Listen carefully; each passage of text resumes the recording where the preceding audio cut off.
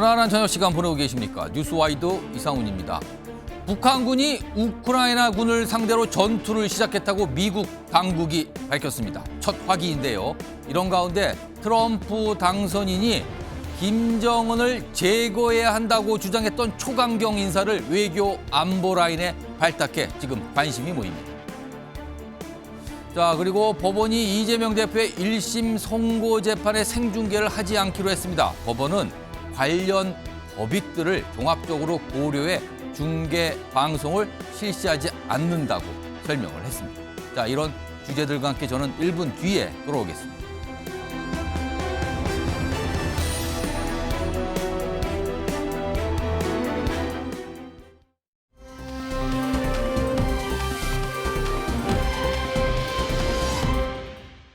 Should these troops engage in combat or combat support operations against Ukraine, they would become legitimate military targets.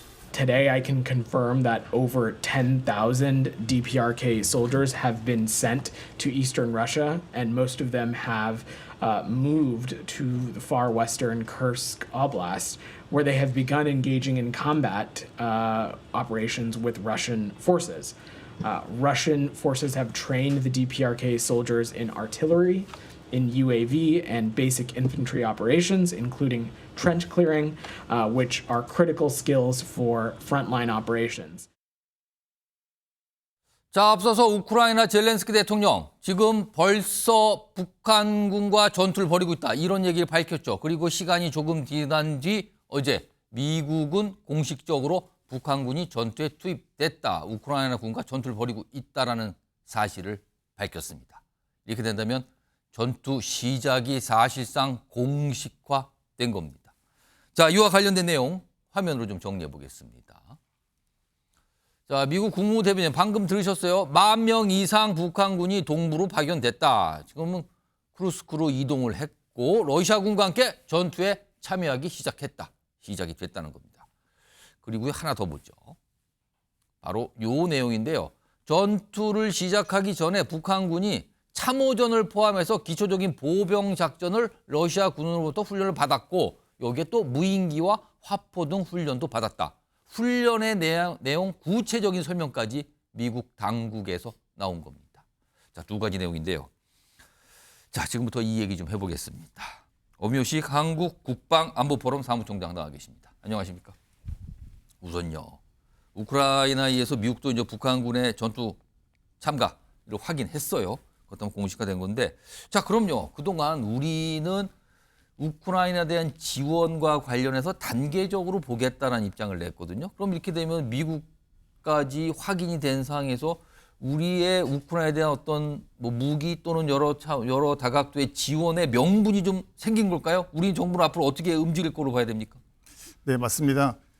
지금까지 우리 정부는 우크라이나에 대해서 공격형 무기, 그러니까 살상형 무기는 지원하지 않고 인도적 차원에서 물자 등을 지원하는 것을 주력해 왔었거든요. 예. 근데 최근에 이제 북한군이 러시아에 파병이 됐고 실제 전투에 참여하게 되면 단계적으로 유연하게 대응하겠다라고 얘기했고 아마 뭐 지원을 고려한다라면 방어형 무기 체계가 먼저 되지 않겠냐라고 추측을 해왔습니다. 예. 다만 우리 국방부 장관도 공식적으로 전투병이 파병되는 일은 현재로서는 전혀 계획이 없다고 했기 때문에 병력 파병은 아마 현재는 전혀 고려 대상이 아닌 것 같고 예. 그런 방어형 무기 체계들 중심으로 검토할 수 있을 것 같은데 사실 방어형 무기 체계를 보내는 것도 결국 무기 체계가 무기 체계만 가는 것이 아니라 운영할 수 있는 병력이나 인원이 같이 가야 되지 않습니까? 그렇겠죠. 그것도 굉장히 고민을 많이 해야 될 것으로 생각이 됩니다. 일단 전투는 개시됐고요. 우리로서는 굉장히 의식이 되는 상황이고요. 방금 이 미국 국무부에서 나온 설명 속보로 들어왔는데요. 북한의 우크라이나전 참전 단호히 대응하겠다. 단호히 대응하겠다. 그렇다면 뭔가 조치를 취할 가능성을 열어둔 것처럼 보이기도 합니다. 이게 방금 속보로 들어왔습니다. 아까 그림으로 두 가지를 설명했는데 다시 한번 불러올 게 있어요. 러시아군이 북한군에게 훈련을 시켰다는 내용이 있거든요. 그 화면 좀 보겠습니다. 우선 여기 보시면요. 참호전을 포함한 기초보병작전, 특히 저 참호전은 약간 러시아군이 특화된 어떤 훈련이라고 좀 설명이 되고 있거든요. 이 참호전. 자, 지금 참호전이라는 의미, 일단 여러 가지가 떠오르는데 굉장히 치열한 전투 이게 연상되는 게 맞습니까? 네, 맞습니다. 지금 러시아 지역에 그 북한군이 가 있는 곳이 쿠르스크 지역이지 않습니까? 예. 쿠르스크는 말 그대로 평야지대입니다. 보통 전투할 때 산악이나 숲이 있으면 그런 쪽에 군인들이 죄송합니다. 자기 몸을 숨기거나 또는 자기 몸을 방어하는 그런 것들을 받을 수 있는데 평지에서는 돌출되어 있는 장애물이나 그런 것들이 없기 때문에 결국 자기가 땅을 파고 참호를 만들어서 그 안에 들어가서 전투를 해야 될 수밖에 없는 거고요. 그러다 보니까 러시아, 우크라이나 양쪽 군대가 공이 지난 3년 동안 주력한 것이 뭐냐면 드론으로 그 참호에 숨어 있는 그 적군을 공격하는 것이었거든요. 그러니까 그 참호전을 통해서 굉장히 많은 인명 손실이 발생했고 아마 앞으로도 계속 그런 현상은 반복될 것으로 예상이 됩니다. 지금요. 참호전을 포함한 기초 보병 훈련 그리고 화포 그래요. 이거는 뭐 통상적인 어떤 재래식 전투의 훈련이라고 볼 수 있습니다. 근데 그 사이 지금 방금 설명했지만 무인기 훈련도 지금 북한군이 받았다는 거거든요. 엄효식 총장님 우려성 굉장히 좀 신경 쓰이는데요. 북한군이 러시아에서 무인기 전투의 훈련과 기술을 배우고 있다. 이거 어떻게 봐야 됩니까? 북한군이 거기에서 고도로 무인기 전술을 익히고 습득했다면 그들이 한국으로 다시 북한으로 돌아왔을 때 예. 우리한테는 실제적인 위협이 되는 거지 않습니까? 예. 사실 우리는 이론적으로는 무인기의 위협을 알고는 있지만 직접 경험해보진 않았고 우리 그걸로 전투를 해본 경험 없어요. 우리는. 맞습니다. 예. 그래서 저런 무인기를 가지고 실제 그 쿠르스크 지역에서 북한군이 무인기를 운영한다거나 또는 우크라이나 무인기가 왔을 때 어떻게 대응해야 될 것인지 이런 것에 대해서 전투 경험이 쌓인다면 예. 뭐 미래 어느 시점이 되겠지만 북한군이 우리에게는 굉장히 위협적인 존재가 될 수 있습니다. 여러 가지 약간 좀 신경이 쓰이게 되는 대목이 이제 훈련 내용으로 좀 전해지고 있는데 이런 상황에서요. 그동안 미국 당국에서 계속 북한군이 전투에 참여하게 되면은 무슨 표적 이런 얘기를 많이 했거든요. 여러 사람의 입을 통해 나왔는데 하나 정리해 보겠습니다. 그러니까 내각의 구성원한테도 얘기했지만 여기 보면은 지금 현재 존 커비 현 국가안보소통보좌관 이렇게 나와 있는데요. 북한군이 우크라이나를 상대로 싸우는데 배치된다면 지금 배치됐어요. 근데 그들은 정당한 표적이 될 것이다. 정당한 표적이 될 것이다. 의미심장한 표현이 나왔어요. 앞서서요. 이런 가운데 미국 당국자 관련해서 얘기가 좀 더 있습니다. 들어보겠습니다. Russia's battlefield success using these DPRK troops will in large part be dictated by how well the Russians can integrate them into their military. Some of the challenges they would need to overcome are interoperability, the language barrier, command and control, and communications. The United States is consulting closely with our allies and partners in other countries in the region on the implications of this, on these developments, and at the direction of President Biden, we're continuing to surge the security assistance that we are providing to Ukraine. 자, 엄효식 총장님. 앞서서 미국 당국은 북한군이 전투에 임하게 된다면, 전투에 들어가게 된다면 이건 정당한 표적, 합법적인 표적 대상이 됩니다라고 약간 경고성 발언을 했고요. 그리고 오늘은 방금 속보에 나왔습니다. 북한군의 전투 참여에 대해서 단호히 대응하겠다고 그랬거든요. 자, 그렇다면 미국과 나토는 유럽에 있는 군대 어떤 대응을 할 걸로 봐야 될까요? 네, 그냥 단어상으로만 해석하게 되면 예. 뭐 미국이나 또는 나토가 직접 군사력을 투입해가지고 북한군을 뭐 경멸한다는 그런 의미로 해석이 될 수 있는데 예. 실제 그건 아니지 않습니까? 그러니까 지금 미국이나 나토군이 우크라이나에게 많은 이제 무기체계, 공격형 무기체계를 지원했는데 그러한 무기체계들의 타겟, 공격 목표로 북한도 이제는 교전 당사국이 됐기 때문에 전쟁 당사국이 예. 됐기 때문에 그 무기체계들이 북한군에 대해서 공격을 해야 되고 해야만 된다고 이제 강조하는 게 되겠습니다. 향후에 미국과 나토가 좀 더 예를 들어서 무기 지원을 적극적으로 늘릴 가능성도 있다고 봐야 될까요? 네, 뭐 기존이라면 그럴 가능성이 충분히 높다고 봐야 되는데 이제 미국 정부가 대통령이 바뀌었지 않습니까? 지금 정부가 이제 교체가 되는 시기가 왔는데 네. 또 트럼프 대통령 같은 경우는 그냥 현 상황에서 휴전을 주장하는 입장이라서 예. 아마 미국이나 나토 쪽에서 추가적인 뭐 지원이나 이런 문제에 대해서는 고심이 많을 것 같습니다. 이게 바이든 행정부가 쭉 유지가 되고 그 연속성상의 민주당 정부라면 모르겠는데 트럼프 당선인 공화당 정부가 됐더군요. 그것도 트럼프 행정부 2기가 될 때이기 때문에 이거는 좀 잘 모르겠다. 이겁니다. 지금 상황은. 특히 지금 여기 격전지 아까 쿠르스크 얘기 나오는데 지금 겨울이지 않습니까? 겨울 전투는 더 혹독한 거 아닙니까 지금?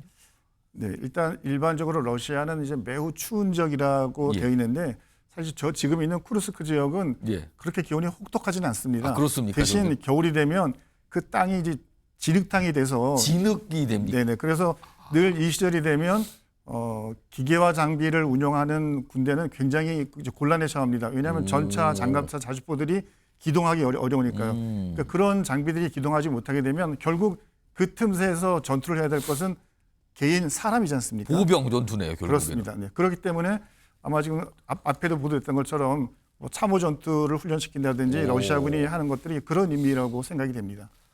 겨울이 되면은 진흙탕이 된다. 그래서 이 기갑 부대나 이런 장비들이 뭐 기동하는데 굉장한 장애를 받게 된다. 이런 상황이군요. 자, 이런 가운데요. 지금 트럼프 당선인 이후에 미국의 외교 안보 누가 수장이 되고 누가 책임자가 될 것이냐 이런 거에 관심 많은데 이미 발표가 좀 됐어요. 화면으로 정리해 보겠습니다. 두 인물인데요. 어제도 뉴스와이즈에서 좀 짧게 전해드렸는데 오늘 좀 본격적으로 이 얘기 좀 해보겠습니다. 제목이 이렇죠. 트럼프 외교안보 투톱입니다. 투톱이라고 하는 국무장관 그다음에 국가안보보좌관인데 여기에 매파입니다. 매파는 강경파인데 그냥 매파도 아니에요. 슈퍼 매파입니다. 우리로 치면 초강경파들이 포진됐는데 여기 보면 마이클 왈츠 하원의원이 국가안보보좌관 지명이 됐는데 과거에요. 북한에 대한 선제 타격은 필요한 옵션입니다. 선제 타격 얘기를 꺼내는 사람이었어요. 그리고요. 마코 루비오 상원의원, 국무장관 지명자입니다. 여기 보면 폭군 김정은 제거해야 된다. 이런 얘기까지 꺼내놨던 인물이었습니다. 초강경파들입니다. 특히 북한에 대해서요. 자, 그럼요. 이 두 인물 과거의 얘기 좀 들어보겠습니다. There's no war against America he can win. He has to know that. He has to know that any attack against the United States would mean the last day of his life and the last day of his regime. North Korea is developing a massive nuclear arsenal that can threaten the entire world with a madman with his finger on the button. 자, 초강경파입니다. 과거 발언을 보면 뭐 북한에 대해서 샤구에 뭐 엄청난 강경 입장을 뭐 보여줄 것 같은데 그렇다면 트럼프 행정부 2기에는 과거처럼 북한과 협상하는 일은 없을 거다? 아니면 어떤 외교적 군사적 압박이 더 거셀 거다? 어떻게 봐야 될까요, 이거는? 네, 지금 저 두 사람의 발언은 뭐 2017년, 18년의 발언 내용이지 않습니까? 예. 1기 때. 지금은 이제 시간이 많이 흘러서 2기가 됐는데 트럼프 대통령의 최근 언급을 보게 되면 본인이 대통령이 되면 김정은과 연락을 해서 빨리 이 문제를 정리하겠다라고 이야기를 했었고 예. 또 트럼프가 이번에 대통령이 되는데 이제 여러 가지 요인이 있겠지만 그 앞에 바이든 정부가 뭐 러시아 우크라이나 전쟁이나 중동 또는 북한의 핵 문제를 제대로 처리하지 못한 것에 대한 미국민들의 불만 사항도 있었거든요. 예. 아마 트럼프로서는 대통령이 되고 난 다음에 가장 빠른 시간 내에 북한의 핵 문제 또는 한반도의 비핵화 문제에 대해서 예. 어떤 가시적인 어떤 성과를 거두게 되면 예. 국민들의 지지를 결집할 수 있거든요. 그렇겠죠. 그럼 트럼프 입장에서는 이제 그런 이야기를 언급했기 때문에 저 지금 이제 국무장관하고 안보보좌관으로 선출된 두 사람도 아마 대통령의 그런 의지를 구현하기 위해서 미국의 국익이 어떻게든 전 세계에서는 미국이 강한 국가다라는 것을 심어주는 게 가장 첫 번째 예. 아니겠습니까? 아마 그런 쪽으로 대통령의 의지를 구현하는 쪽으로 기존의 발언들에서는 약간의 변화가 있을 것으로 예상이 됩니다.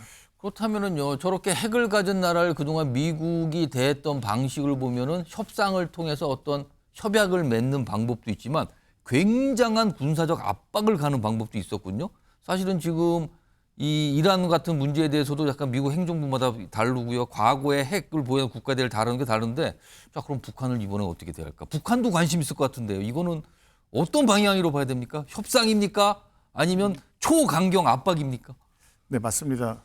트럼프 대통령이 당선되고 난 이후에 북한 김정은이 어떤 입장을 표명하는가가 굉장히 관심사항이었는데 예. 아직까지는 아무 말도 없지 없습니다. 않습니까? 아무 입장이 없어요, 네, 지금. 그거는 이제 그만큼 김정은 입장에서도 2018년도에 트럼프가 하노이까지 왔었을 때 서로 만나서 예. 결국 이제 그게 모든 게 그냥 어그러지는 모양새가 됐는데 이번에는 뭔가 새로운 그림을 김정은 입장에서는 당연히 자기들이 핵보유국으로 인정을 받고 미국과 수교를 하는 이러한 목적이 있을 건데요. 예. 이제 그런 것들을 최대한 주장할 것이고 트럼프는 북한의 주장을 어느 정도 수용하는 선에서 현 상태가 더 악화되지 않도록 상황 관리하는 그런 쪽으로 아마 트럼프는 방향을 잡을 것으로 보입니다. 그게 현실적인 방법 아닌가라는 진단이신데요.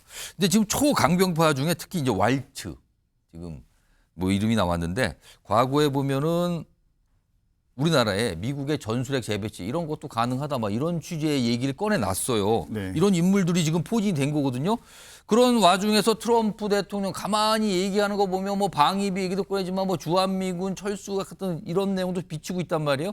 그렇다면 국내에서는 사실은 전술핵 재배치라든가 아니면 우리나라의 자체 핵무장 얘기 주장이 간간히 나오는데 이게 국내에서 더 강화될 가능성도 있다는 얘기 나오는데 이건 어떻게 봐야 됩니까? 맞습니다. 뭐 미국 입장에서는 뭐 흔히 이야기하는 방위비 분담금부터 우리한테 여러 가지 많은 요구를 할 수 있는데요. 예. 우리 입장에서는 미국의 주장을 그냥 피동적으로 받아들이는 것이 아니라 과연 미국의 주장을 적절한 한도 내에서 수용하면서 우리는 어떤 측면에서 우리에게 좀 국익에 유리한 방향을 선택할 것인가. 뭐 예를 들어서 말씀하신 것처럼 그 핵무기를 개발할 수 있는 잠재적 역량을 확보하는 것까지는 예. 트럼프 대통령으로부터 뭐 용의를 받는다든지 이런 약간 실리적인 고민을 좀 해야 될 것 같습니다. 사실 우리나라를 위해서라면 핵무기를 갖는 것까지 모르겠지만 그 직전 단계까지는 우리가 준비할 수 있는 거 아니냐. 이참에 우리도 그런 기회를 가질 수 있는 거 아니냐. 이 말씀인가요, 그럼요? 맞습니다. 최근 뭐 그런 그 핵무기를 만들 수 있는 잠재적 능력을 갖추는 것에 대해서는 예. 뭐 국회에서도 많은 논의가 있고 국민들 여론도 그 정도는 우리가 해야 되는 거 아니냐. 언제까지 마냥 그 미국이 제공하는 확장 억제에만 우리가 의존해서는 안 되지 않느냐라는 얘기를 하고 있고 또 실제는 확장 억제는 지금 민주당 정부에서 강조하고 있는 부분인데요. 예. 미국의 핵 우산으로 대한민국의 안보를 지켜주겠다는 건데 요거에 대해서 트럼프는 매우 좀 부정적인 입장이었었거든요.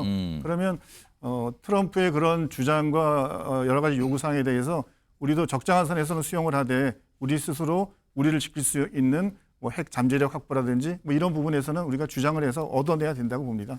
지금 사실 트럼프 당선 이후에 전 세계가 조금 걱정하고 우리나라도 여러 가지 우려 목소리가 사실 많이 나옵니다. 그런데요. 약간 시각을 돌려보면요. 트럼프 당선인은 미국, 강한 미국을 주장하고 있거든요. 그리고 국방비 아마 늘릴 거다 이런 거 뭐 얘기까지 나오는데 이런 상황에서 우리 최근에 방위 산업이 좀 각광을 받고 있는데 우리 이른바 K 방위 산업 이게 뭔가 수혜를 볼 수도 있다는 얘기도 있던데 이건 어떻게 봐야 됩니까?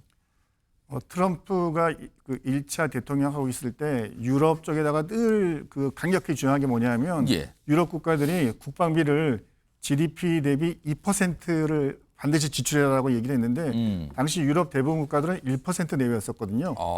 그런데 러시아 우크라이나 전쟁이 이제 지난 3년 동안 되면서 유럽의 대부분 국가들은 GDP의 2% 정도의 국방비를 내고 있습니다. 그런데 이제 국방비가 늘어났다는 것은 결국 무기 체계를 어디에선가 이제 사야 되는데 구매해야 되는데 예. 유럽 자체는 그런 그 다른 나라에게 수출할 여력이 없었기 때문에 우리나라가 그동안 이제 K 방산으로서 굉장히 그 방산 수출 부분에서 성장을 했지 않습니까? 예. 근데 지금은 트럼프가 다시 유럽에게 GDP 대비 3% 국방비를 3%? 지출해라라고 더 늘렸네요. 네, 그렇습니다. 유럽이 그렇게 하지 않으면 앞으로 미국은 유럽을 지원하지 않겠다라고 하는데 사실 이거는 유럽만의 문제가 아니라 트럼프가 우리 대한민국에게도 저런 주장을 할 수 있습니다. 현재 우리 국방비가 2025년에 61조가 될 것으로 보는데 예. GDP의 약 2.5% 정도 되거든요. 근데 미국은 자체 국방 예산이 GDP의 3.5%입니다. 그러니까 미국은 아니 우리는 3.5% 내는데 한국은 2.5%밖에 안 되는 건 말이 안 된다. 더 올려라. 방위비 분담금처럼 그런 요구를 할 가능성이 충분히 있습니다. 그렇군요. 이런 배경이 지금 진행 중이라는 겁니다. 자, 지금까지 엄효시 한국국방안보포럼 사무총장이었습니다. 고맙습니다. 소조항을 제거한 특검법이라고 하는데 관련해서 죄송합니다. 민주당이 말뿐이잖아요. 그러니까 거기에 대해서 제가 특별히 더 드릴 말은 없을 것 같은데요. 알겠습니다. 정부가 잘못하면 엄밀하게 그게 정부와 통로를 개설해서 고치게 해야지. 언론에 툭 던져놓고 무책임하게 갈등만 무척이 놔놓고 아무것도 되는 것도 없고 그냥 평론가식으로 한마디 툭툭 던지고 분란만 일으키고.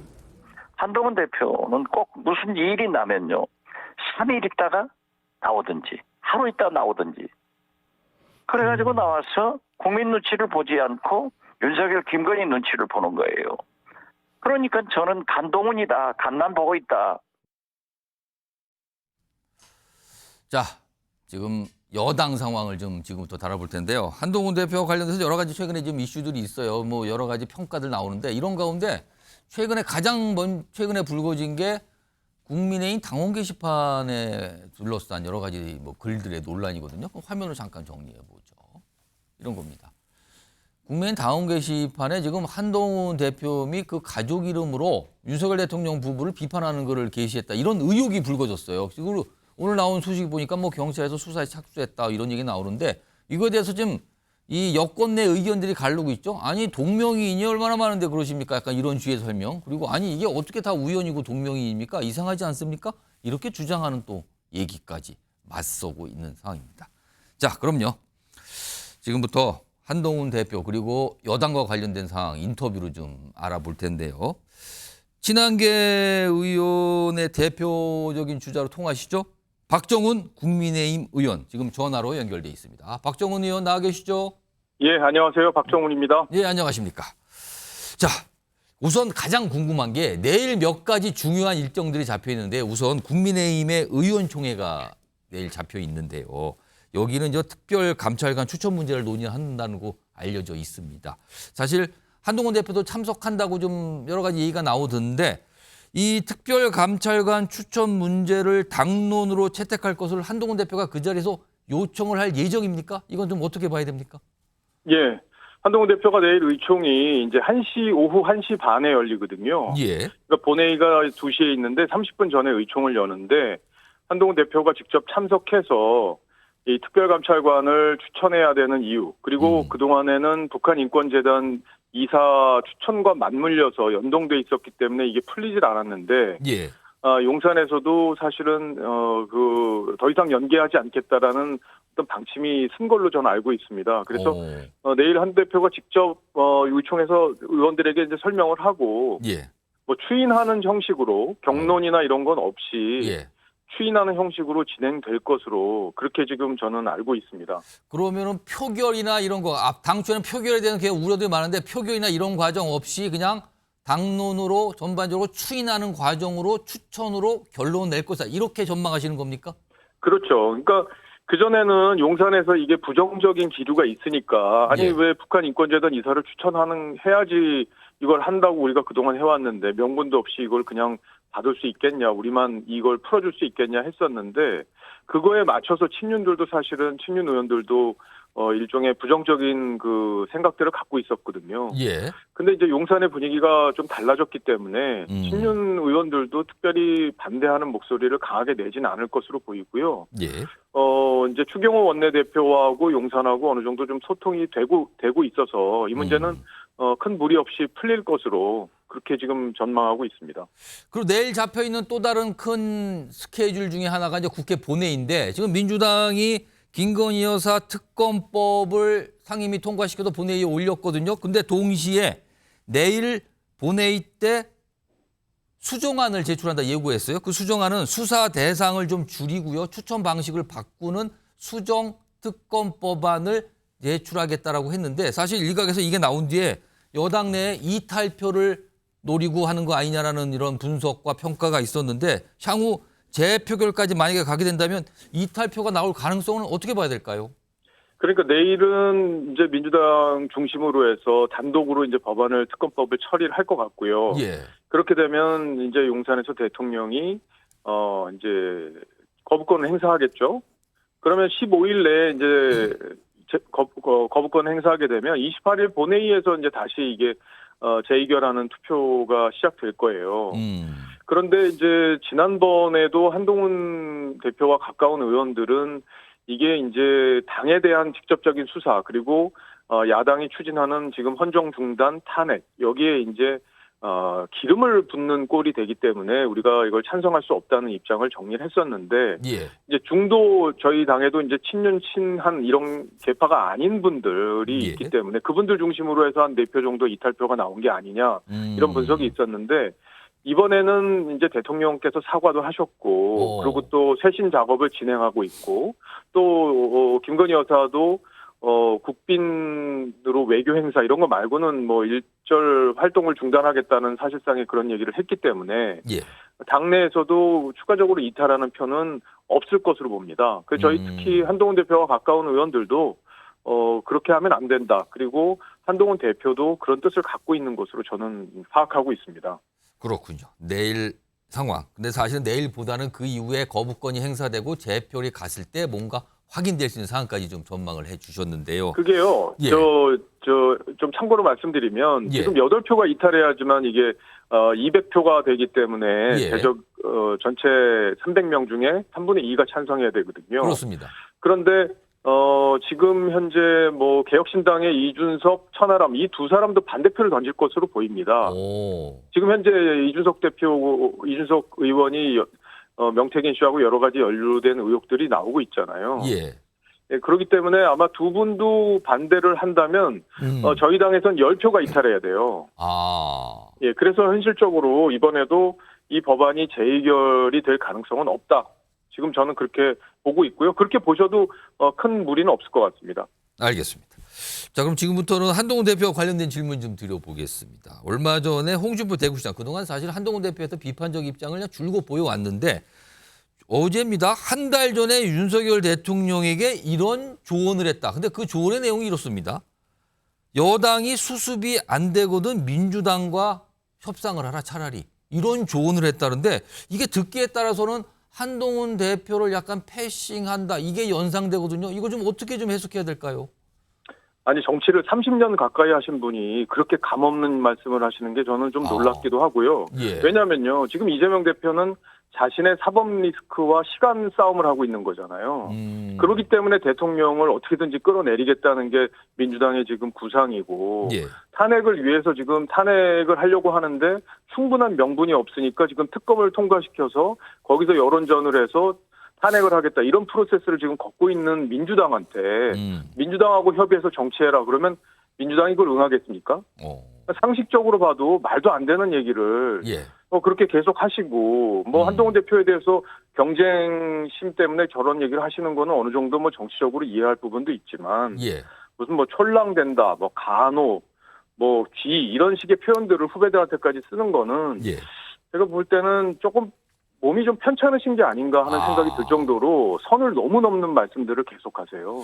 그리고요 한동훈 대표를 향해서 용병이라는 그런 표현까지 쓰면서 당을 망치고 있다 약간 이런 식의 표현인데 도대체 홍 시장께서는 왜 이런다고 판단하십니까? 아니 그러니까 본인이 차기 대선에 대한 꿈을 아직 포기를 못했기 때문에 예.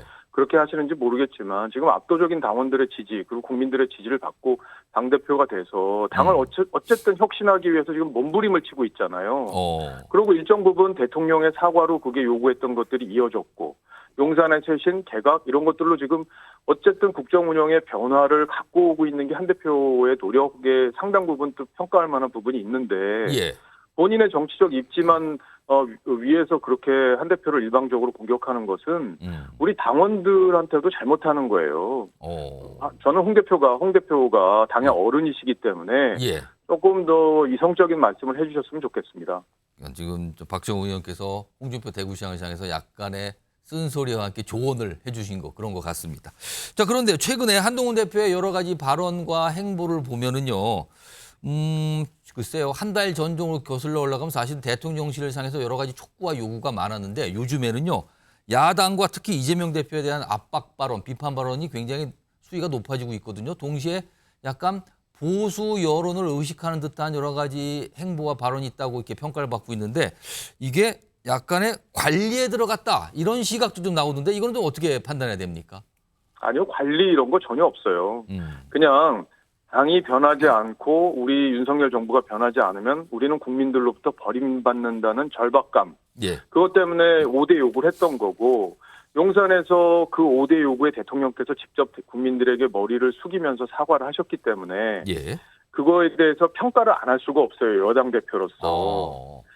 그렇잖아요. 물론 그 사과나 이런 내용의 진정성 논란 또 부족했다는 부분 이런 논란이 있지만 대통령이 사과하신 거기 때문에 여당 대표는 야당 대표가 아니기 때문에 예. 그거에 대해서 평가해서 전체적으로 톤을 다운해야 되는 그런 당연한 그런 상황이 된 거고요. 한동훈 대표는 무슨 관리를 한다든지 보수 여론을 의식한다든지 이것보다는 예. 국민 다수가 편안한 정치를 통해서 어떤 국민들이 민생에 도움이 되는 방향으로 국정 운영의 틀을 옮겨가야 된다는 그런 절박감만 있다고 저는 그렇게 알고 있습니다. 그런데 이런 상황인데 요즘에 이제 국민의힘 다운 게시판에 올라온 글 갖고 좀 약간 논란처럼 비춰지고 있는데요. 그러니까 요약을 하면 한동훈 대표와 한동훈 대표의 가족의 이름으로 윤석열 대통령 부부를 비방하는 글이 올라왔다. 이런 의혹이거든요. 지금 이 상황은 어떻게 파악하고 계십니까? 아니 앵커께서는요. 네. 앵커께서 한번 생각해 보세요. 한동훈 대표나 한동훈 대표 가족이 그런 윤석열 대통령을 비방하는 글을 당원 게시판에 썼겠습니까? 상식적으로. 아니 상식적으로 누가 생각을 해봐도 그거는 뻔한 얘기잖아요. 예. 그걸 한동훈 대표에 대한 그 악의적인 마음이 있는 사람이 아닌 다음에는 예. 상식적으로 볼 때 야, 당대표가 대통령을 향해서 그런 글을 썼겠어?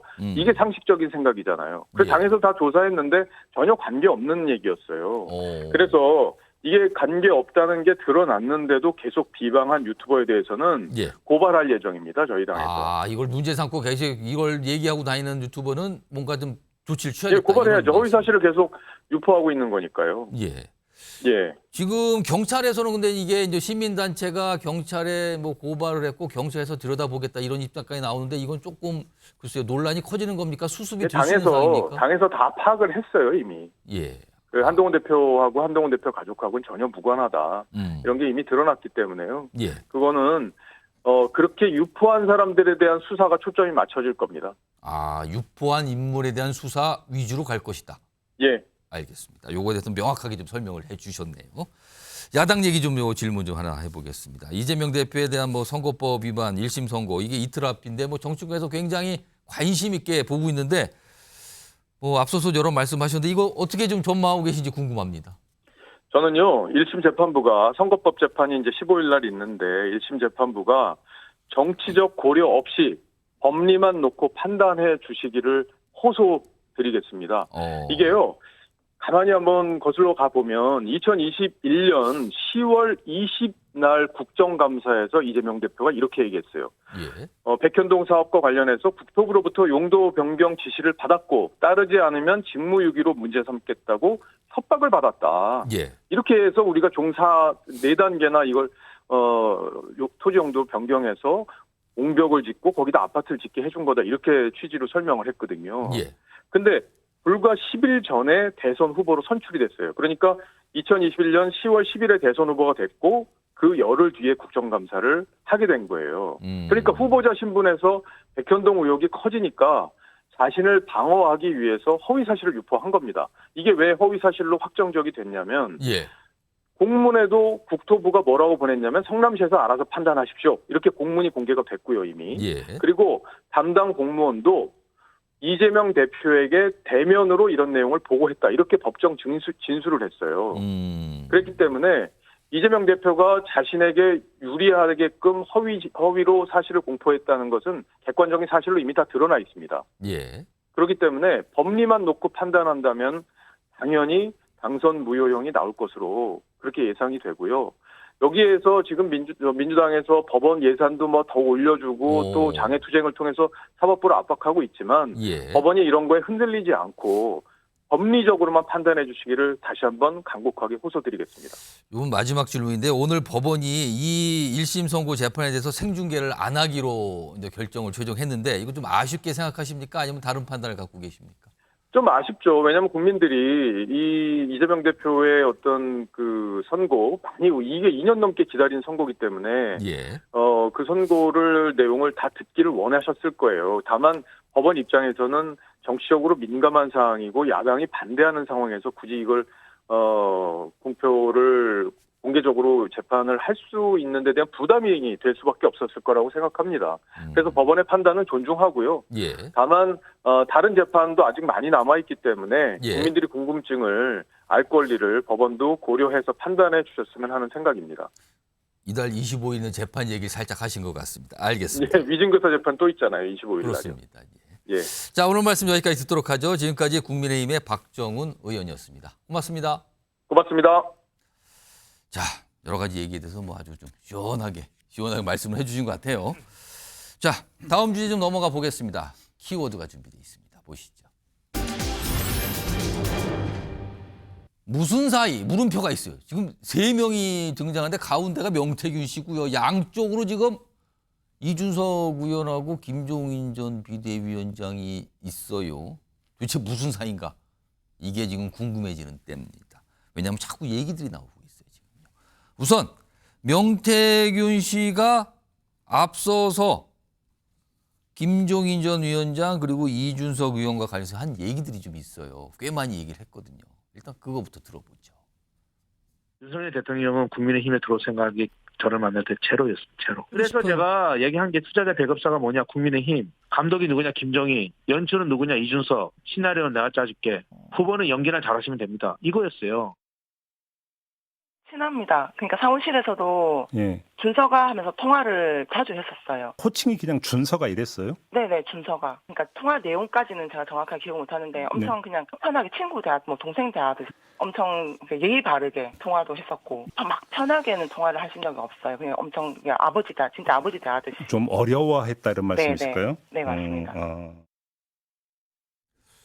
자, 이런 얘기를 했는데요. 최근에 이게 이제 검찰 쪽에서 뭔가 이준석 의원과 김종인 전 위원장을 좀 뭐가 들여다보겠다 이런 얘기가 나오고 있거든요. 정리해 보겠습니다. 바로 이 얘기입니다. 이게 보도를 통해서 계속 나오는데 맨 밑에 보면은 검찰하고 조사 방침돼 있잖아요. 그럼 뭡니까? 위에 좀 보겠습니다. 이준석 개혁신당 의원에 대해서는요. 김영선 전 의원 공천 의혹 관련 여부에 대해서 그리고 김종인 전 위원장 관련해서는 다른 선거 관여 여부에 대해서 검찰이 좀 알아볼 방침이다. 이거예요, 지금요. 이런 얘기가 나오고 있어요, 지금요. 자, 그럼요. 일단 첫 번째 내용으로 김철원 경일대 대인 교수 나와 계신데요. 우선 이준석 의원이 검찰의 이제 조사 대상 또는 수사 대상이 됐다라는 상황인 건데 왜 이렇게 된 겁니까? 뭐가 지금 어떻게 돌아가고 있는 겁니까? 일단 명태균 씨가 2차례 검찰 조사했어요. 예. 일단 명태균 씨하고 이준석 당시 2022년도 국민의힘 대표였던 이준석 당시 대표하고 주고받은 녹취록 문자가 나왔거든요. 문자. 그동안 보면 그 2022년 6월 달에 경남 의창, 마산 창원 의창에 김영선 전 의원이 공천을 받을 때 그때 명태균 씨가 어쨌든 이준석 대표한테 공천을 부탁했는데 본인은 원칙만 설명해 줬다 그랬거든요. 근데 5월 9일 날 보면 이준석 대표가 그 당시에 명태균 씨에게 윤 당선인이 김영선 의원 후보에 대해서는 경선을 해야 된다. 아, 그런 문자를 보냅니까? 구체적인 정보를 줍니다. 아, 이런 지금 상황이 이런데요라고 문자를 보내는 겁니까? 원칙만 준 게 아니고 굉장히 구체적인 정보를 주고 긴밀하게 소통하고 있는 것처럼 보이거든요. 따라서 지금 당시에는 그러니까 이준석 대표는 어쨌든 공천에 관여한 게 없고 윤상현 공천관리위원회에서 모든 것을 일임해서 했다고 하지만 실질적으로 볼 때는 명태균 씨에게는 굉장히 구체적인 정보를 주고 있었고 긴밀한 소통이 이루어진 게 아니냐. 그래서 5월 9일 날 그 문자를 주는데 2022년 5월 9일 날 그 문자를 주는데 5월 10일 날 명태균 씨가 그것 때문에 놀라서 이제 이 윤석열 대통령 당선인 이 당선인과 그다음에 김건희 여사하고 계속 통화를 하게 전화 통화. 하게 되는 그게 최근에 민주당이 공개했던 그 내용. 그렇습니다. 근데 저는 이번에 공개된 문자로 봐서는 저는 이준석 전 대표 이제 이 공천 개입 의혹은 이제 거의 그냥 끝났다고 보거든요. 이제는 없다. 왜냐하면 본인이 5월 9일 날 윤 당선인이 김영선 후보도 경선해야 한다더라 하는 문자를 보냈는데 사실은 그 다음 날 5월 10일 날 김영선 후보에 대한 전략 공천이 결정이 돼버리거든요. 그렇다면 이준석 대표는 이 공천 돌아가는 상황 자체를 전혀 모르고 있었다는 걸로 이해가 되고 있기 때문에 이준석 대표가 그동안 얘기했던 것처럼 윤상현 공천관리위원회에서 일임해서 전적으로 공천관리에 대한 내용이 있었지 본인이 당대표라고 해서 감나라 배나라 한 적이 없다 하는 이런 부분들은 거의 다 저는 해소가 됐다고 보기 때문에 저는 검찰에서 일단 수사 방침을 밝힌 부분은 명태균 씨와 관련된 어떤 문자가 나왔기 때문에 일단 기본적인 수사 방침만 밝힌 것뿐이지 속내를 좀 들여다보면 일단 그런 내용이 나왔으니까 좀 알아봐야 된다는 정도고 저는 이준석 대표가 그동안 주장해왔던 것처럼 공천 개입과는 전혀 무관한 것들이 이번 문자 메시지로 결국은 입증이 된 게 아닌가 저는 이렇게 보입니다. 그럼요. 그 상황을 좀 설명해 주는데 한번 정리 좀 해볼까요? 우선 저희가 화면 몇 개를 준비했는데 첫 번째입니다. 바로 이게 이제 5월 9일이에요. 이게 자정이 조금 넘었다는 시간인데 이준석 전 의원, 당시 이제 국민의힘 대표, 전 국민의힘 대표로 돼 있죠. 이런 문을 명태균 씨에 보내요, 이 문자를. 윤 당선인이 김영선은 경선하라고 한다던데 뭐 이렇게 보내요. 그러니까 명태균 씨, 아니 전략 공천인 것으로 알고 있다. 확인해 보겠다. 그러면서 나와요. 그러면서 확인 과정에 들어갑니다. 그러면서 명태균 씨가 윤석열 당시 당선인에게 뭐 문자도 보내고 그리고 통화를 하는 거죠. 그 통화를 한 게 최근에 민주당에서 녹취 공개한 그 내용입니다. 그 내용이 나온 거예요. 그리고 그 통화가 끝난 뒤에 다음 보겠습니다. 명태균 씨가 이준석 당시 대표에게 보내요. 김영선이 전략 공천을 받게 됐다 이런 취지의 메시지를 보내주는 겁니다. 뭔가 또 확인해서 알려주는 거네요. 또 여기는. 그러니까 이준석 의원이 당시에 뭔가를 이런 얘기가 있던데요. 명태균 씨가 확인을 해보고 아니 이거 이렇게 됐던데요. 뭔가 주고받는 상황이에요. 그러니까 이거는 명태균 씨 그리고 윤석열 대통령 통화 후에 이준석 의원에게 보낸 내용이라는 겁니다. 이런 흐름이에요. 자, 이걸 가지고 어제 명태균 씨의 이 변호인도 여러 가지 이걸 지적을 하면서 목소리를 냈잖아요. 근데 이게 나온 뒤에 아직까지 이준석 의원의 직접적인 설명은 구체적으로 나오지 않고 있는데 대신 이준석 의원 측의 어떤 입장은 있죠. 화면 보겠습니다. 이겁니다. 김영선 경선하던데 이 연락이 통화 유도라는 신박한 논리는 뭔 소리입니까? 지금 이걸 가지고 뭐라고 하는 겁니까? 하고 반박을 하고 있어요. 강성필 민주당 국민소통 부위원장 나오신데요. 네. 근데 주장과 반박이 맞서는데 이거 어떻게 보고 계십니까? 지금 이 상황을. 일단 중요한 건 아닌데 지금 그 명태균 씨의 변호인인 김소연 변호사가 했던 말, 그러니까 연락을 유도했다. 그리고 거기에 대해서 이기인 개혁신당 인사가 저렇게 뭐 신박한 소리다. 저건 별 중요한 얘기 아닙니다. 네, 그거 중요한 얘기 아니고 중요한 건 뭐냐면 이준석 당시 국민의힘 대표가 본인은 공천에 관여를 안 했다고 했어요. 예. 근데 당시에도 그랬죠. 아니 어떻게 당 대표가 공천에 대해서 모를 수가 있냐. 그 수만한 것도 아니고 보궐선거 몇 개인데 예. 그 자체가 말이 안 된다라고 했어요. 그래서 이준석 당시 그 전 대표한테 물어봤잖아요. 그게 말이 되냐? 그러니까 그 논지가 상당히 논거가 부족했어요. 그게 뭐였냐면 아니 내가 만약에 관여를 했다고 하면 뭐 공천 받을 수 있었던 사람이 있었겠냐. 누구 잘랐고 했는데 내가 힘이 없었기 때문에 그 사람들이 공천 받은 거다라는 식으로 비켜갔거든요. 그런데 그러면 지금 이 상황에서는 중요한 게 두 가지입니다. 결론은 공천에 대통령, 당시 당선인이 개입했느냐 안 했느냐 그런 것이고 예. 두 번째는 명태균 씨가 했던 그 여론조사에 대한 비용의 문제인 거거든요. 그러면 공천 개입과 관련해서 이준석 당시 대표가 밤늦게 명태균 씨한테 왜 보내냐 이거죠. 왜? 그러니까 누구한테 그걸 확인했냐는 거죠. 누구한테. 그러니까 본인이 말했잖아요. 대통령은 윤 당선인은 김영선 경선이라던데? 라고 한 거 아니에요. 그러니까 지금 윤 당선인이 영향을 줬다는 거 아니겠습니까? 그렇기 때문에 그러면 이게 이준석 당시 대표가 혼자 지어낸 말인 건지 아니면 뭐 대통령 당선인에게 들은 건지 아니면 신뢰성 있는 누구한테 들은 건지 그건 밝혀져야 될 문제인 거지. 뭐 그 질문을 유도했다 이런 거는 사실 중요한 건 아닌 것 같습니다. 김철원 교수님께 아니 그러니까 자정에 넘긴 시간이 9일이에요. 이게 9일 날 더 벌었던 일인데 아니 이준석 당시 국민의힘 대표는 왜 명태균 씨한테 저런 문자를 왜 보내는 겁니까? 일단 제가 볼 때는 그 2021년도 그때 이준석 당시 이제 대표가 될 때 예. 그때 명태균 씨가 음량으로 많이 도왔다는 얘기가 있었거든요. 왜냐하면 2021년도 5월 6일 날 일단 그때 대표 출마를 선언하게 되는데 5월 9일 날 김영선 의원을 통해서 명태균 씨를 소개를 받게 됩니다.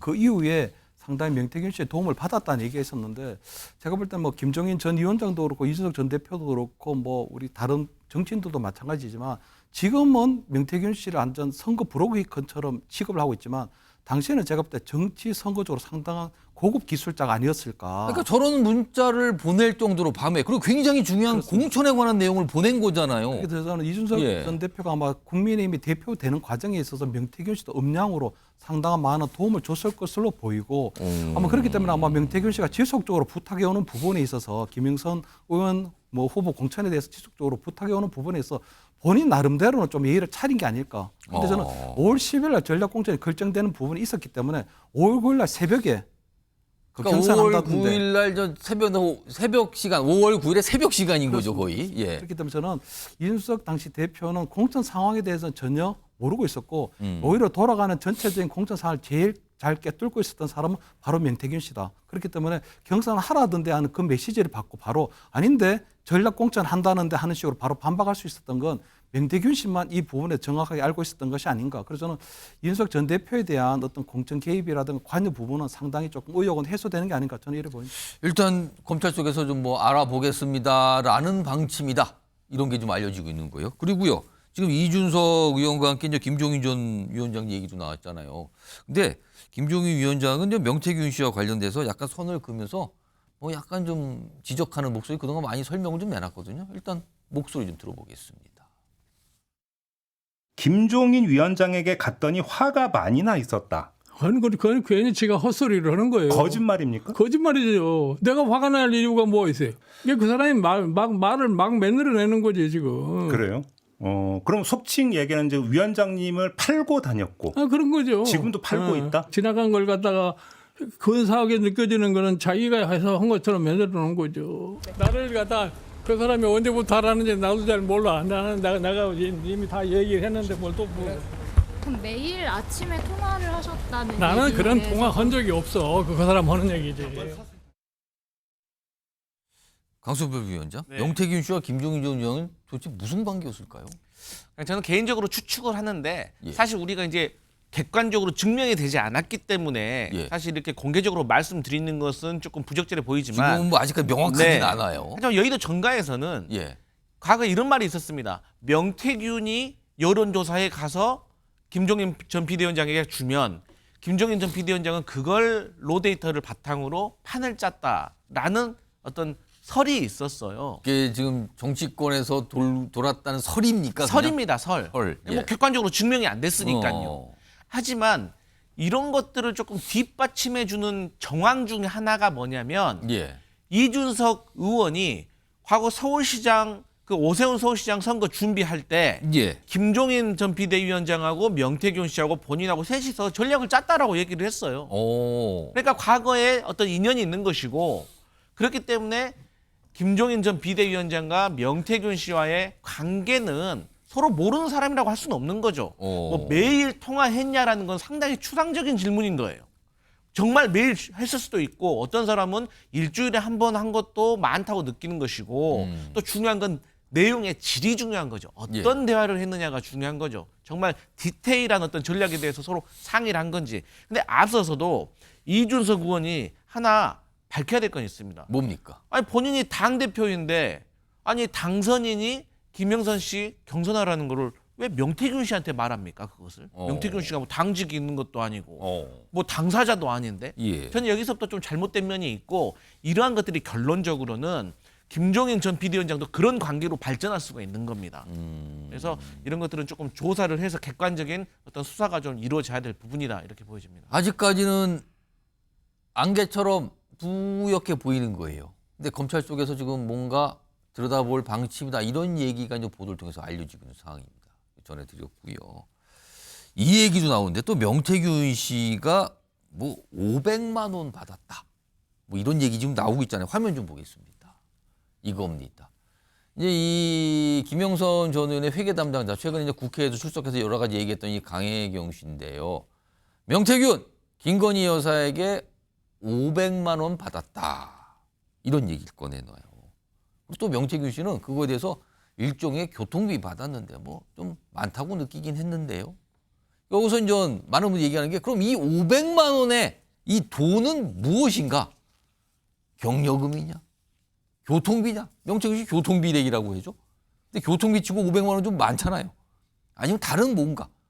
지금 이런 거예요, 지금 상황이. 이와 관련된 목소리 하나 있습니다. 들어보시죠. 저는 교통비라고는 들은 적이 없습니다. 그러니까요. 그냥 경력 차원에서 뭐 그 김건희 여사가 이제 명태균한테 줬기 때문에 경력금? 교통비라고는 네네 저는 경력금 정도로 뭐에 대한 격려라고 봐야 되는 겁니까? 그러니까 그러면? 그 대선에 이제 많이 도와줬고 여론조사도 해줬고 해서 근데 저는 처음에 500만 원이라 듣고 좀 실망했었거든요. 그러셨어요? 금액 엄청 클 거라고 생각을 했었는데 예. 왜 500만 원밖에 안 되지? 라고 약간 의문이. 김철웅 교수님, 이 돈 500만 원의 이 성격을 뭐로 봐야 될까요? 일단 뭐 강혜경 씨는 500만 원이라고 얘기를 하지만 그 진짜 직접적으로 수령한 그 명태균 씨는 시기나 액수는 모르겠다고 하거든요. 자, 기억이 안 난다, 모르겠다는 얘기죠. 근데 단지 이제 저거를 보면 코바나 콘텐츠 봉투로 받았거든요. 그런 걸 봐서는 대선 이후는 아니고 대선 어떤 기간 중에 받았을 걸로는 일단 보이고, 아마 저는 지금 그 내용이나 이런 부분들에 있어서는 지금 뭐 아직까지는 굉장히 그 부분에 수사가 불가피하다 보이거든요. 왜냐하면은 지금 그 명태균 씨는 계속 교통비 정도라고 얘기를 하는데 그 액수나 이런 부분들은 제가 볼 때 봉투까지도 본인이 보관한 걸 봐서는 그걸 기념적으로 보관했다는 것은 어쨌든 대통령 후보자의 부인에게 받았고 굉장히 의미 있는 부분이라고 생각하기 때문에 그 봉투를 가지거든요. 그렇기 때문에 저는 그 시기라든가 액수나 이런 부분에 있어서도 저는 명태균 씨가 기억을 복원할 가능성이 있다고 보이고 단지 저는 저걸 이제 교통비 정도로 받았다 정도로만 시인했는 건 저는 명태균 씨의 나름대로 좀 고도의 좀 전략이 아닐까. 그것은 결국은 명태균 씨가 김건희 여사를 계속적으로 물고 들어가겠다 하는 이런 들에 나름대로의 좀 어떤 정책 계산이 깔린 게 아닌가 이렇게는 보이거든요. 그래서 저는 일단 그 명태균 씨가 받았다고 하는 부분은 확인이 된 만큼 그 시기나 액수나 그 돈의 성격에 대해서는 결국 김건희 여사가 어느 정도 이 부분에 대해서 해명하거나 나름대로 어떤 규명이 좀 돼야 되는 부분이 있지 않나 이렇게는 보입니다. 강승필 부위원장은 이 돈의 성격 어떻게 판단하세요? 저는 개인적으로 이것을 여론조사 비용이라고 생각하기에는 너무 액수가 적고 그런다고 해서 교통비라고 하기에는 너무 많습니다. 그러면 네. 그런데 사실 여기에 대해서 문제점이 뭐냐면 강혜경 씨는 명태균 씨에게 500만 원이라고 들었다라고 했잖아요. 예. 그럼 평소에 명태균 씨의 성향을 봤을 때 100만 원 받아놓고도 500만 원 받았다고 거짓말을 할 수도 있는 분입니다. 그렇기 때문에 저는 뭐 액수가 아직 정해지지 않았기 때문에 뭐 이제 이것을 얼마인지는 정확히 알 수는 없지만 여기서 유추를 해볼 수 있는 거는 저는 개인적으로 통상적인 어떤 경력이 그런 식으로 생각을 하는데 김건희 여사가 이게 명태균 씨만 줬을까? 그러니까 김건희 여사가 정치권에 계신 분들을 만나면 이렇게 이분도 줄 수 있고 저분도 줄 수 있는 거 아니겠습니까? 그러면 일반인들에게 줬을 때는 이게 문제가 안 될 수도 있습니다. 예를 들어서 대통령이 앞으로 뭐 선거에 나갈 일이 없기 때문에 상관이 없지만 만약에 그중에 공직자가 있다거나 또 다른 이해관계, 이해충돌이 될 수가 있는 거기 때문에 이것은 결국에는 이 명태균 씨가 김건희 여사에게 받았다는 이 경력금인지 뭔지 모를 이 봉투가 결국에는 나중에 또 다른 어떤 퍼즐과 조각에 맞춰질 수가 있습니다. 그렇기 때문에 검찰의 조사가 상당히 중요하다. 이것도요 사실 제가 추측하건대 검찰이 PC에서 이거 발견한 거 아닙니까? 사진을. 그러면 명태균 씨한테 사진을 보여주면서 물어보지 않았을 겁니다. 먼저 명태균 씨한테 혹시 김건희 여사한테 뭐 받은 거 있나요? 물어봐서 명태균 씨가 당당하게 없습니다.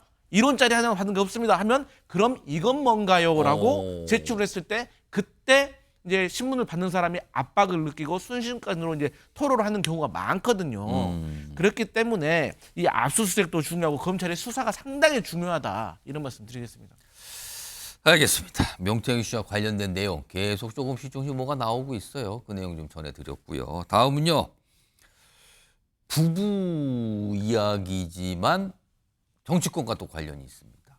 잇따라 선고 재판이 기다리고 있거든요. 키워드 보겠습니다.